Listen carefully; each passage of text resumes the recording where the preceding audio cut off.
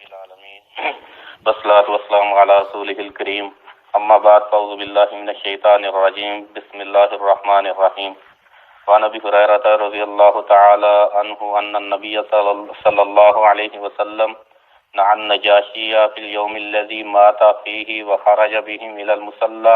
فصف بهم وکبر علیہم اربعا متفق علیہ۔ حضرت ابو ہریرہ رضی اللہ تعالی عنہ سے روایت ہے، کہتے ہیں کہ نبی صلی اللہ علیہ وسلم نے نجاشی کی نائی لگائی، یعنی کہ نجاشی کی وفات کا اطلاع دی،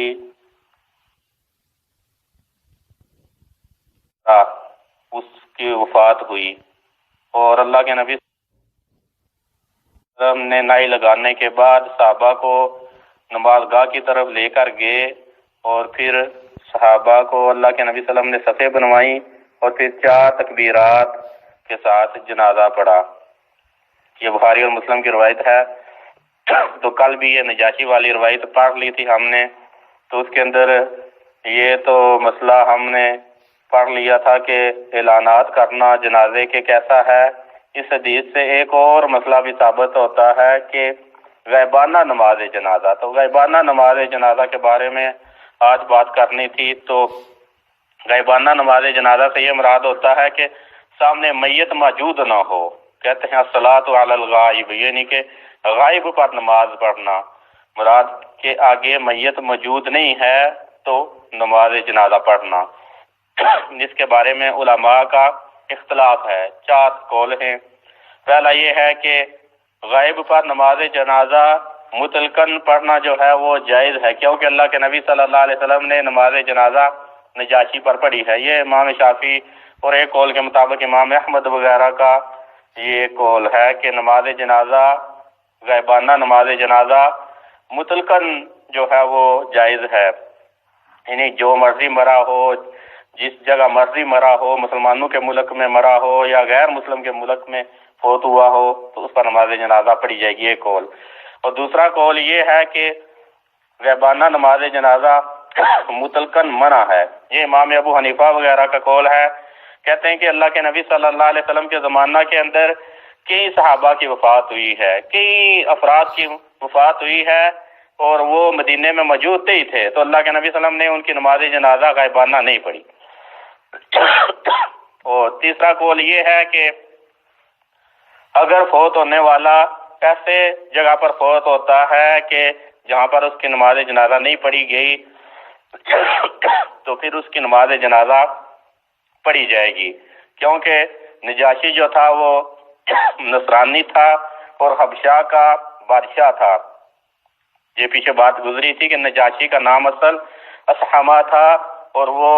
حبشہ کا بادشاہ تھا، اور حبشہ کے بادشاہ کا ایک لقب تھا نجاشی، جس طرح ہمارے ہاں وزیر اعظم صدر ایک لقب ہے، بندے کا نام نہیں ہوتا، لقب ہے، تو اسی طرح یہ نجاشی ایک لقب تھا، اصل نام اسحمہ تھا۔ تو کہتے ہیں کہ اگر ایسے جگہ پر فوت ہوا جہاں پر نماز جنازہ نہیں پڑھی گئی تو پھر پڑھی جائے گی، کیونکہ یہ جو نجاشی تھا ایسے علاقے میں حبشہ میں فوت ہوا تھا، وہاں پر سارے نصرانی تھے، تو نماز جنازہ پڑھا، تو اس لیے اس کی نماز جنازہ اللہ کے نبی صلی اللہ علیہ وسلم نے پڑھائی ہے۔ یہ شیخ الاسلام ابن تیمیہ علیہ رحمہ کا قول ہے، اور اسی طرح شیخ صالح بن عثیمین رحمہ اللہ تعالیٰ عنہ، انہوں نے بھی اسی قول کو اختیار کیا ہے۔ چوتھا قول یہ ہے کہ اگر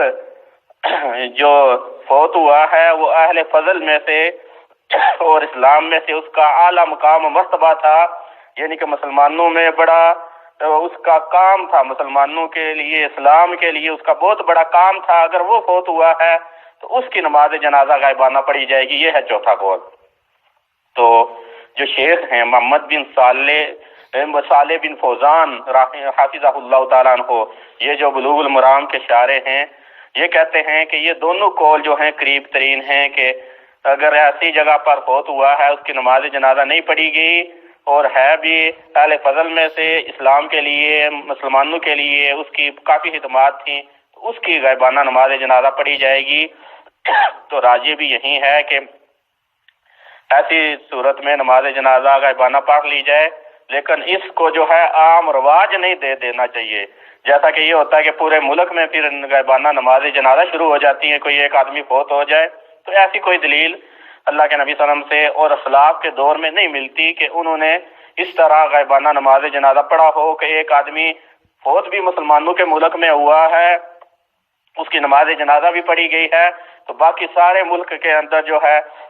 ہفتہ دو ہفتے جو ہے اس کی غائبانہ نماز جنازہ ہوتی رہے اور باقاعدہ اعلانات ہوتے رہیں، اور خاص کر کے شہداء کی ہمارے یہاں یہ رواج ہوتا تھا۔ اب تو پابندیوں کی وجہ سے معاملات وہ ٹھپ ہو گئے ہیں، لیکن جب ایک شہید ہو جاتا آدمی تو اس کی غائبانہ نماز جنازہ کے لیے اعلانات ہوتے، اور کتنے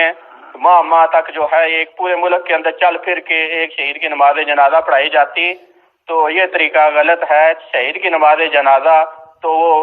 حاضر پر جو ہے ایک اختلافی چیز ہے، اور راجح یہ ہے کہ اس کی نماز جنازہ نہیں ہے تو یہ جائے کہ غائبانہ نماز جنازہ ایک شہید کی پڑھی جائے۔